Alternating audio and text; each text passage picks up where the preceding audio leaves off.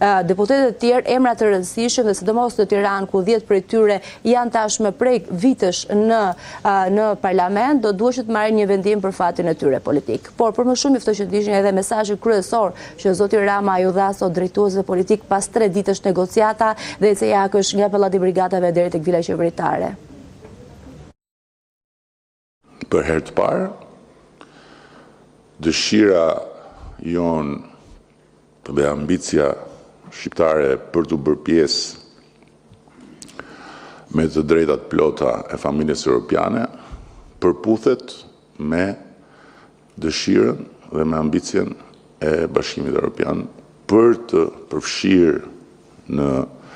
familjen e vetë Shqipërinë si asnjëherë më parë. Për të thënë e kanë thënë gjithmonë, e ardhmja juaj është në Bashkimin Evropian, perspektiva juaj është e qartë,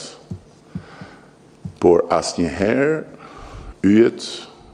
nuk janë përputhur si sot dhe asnjëherë konteksti gjeopolitik nuk ka qenë i favorshëm si sot për ne. Mirë po, kjo nuk është një dritare e hapur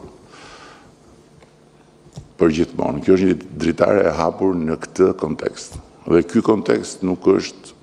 një kontekst i pandryshueshëm, por është një kontekst që mund të ndryshojë më herët se sa vonë. Duke ardhur tek partia dhe tek alternativa dhe tek çfarë duhet u japim ne shqiptarëve në këto zgjedhje, është shumë e thjeshtë për mua. Në këto zgjedhje, ne duhet u japim shqiptarëve partinë më të vjetër në eksperiencë dhe partinë më të re në energji. Ajo që dua të ndaj me ju është e para, cili do dhe cila do për jush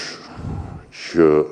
nuk pranon të jetë në listën e hapur, duhet ja bëj me dije drejtuesit ose drejtuesës politike.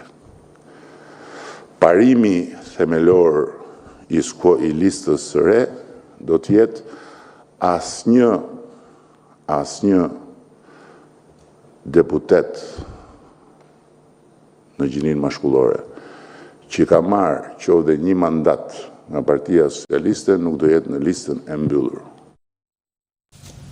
Dhe kam përshtypjen Fiorella që mes socialistëve ka ankth për të mësuar se kush do të jetë pjesë e listave e kush jo. Megjithatë,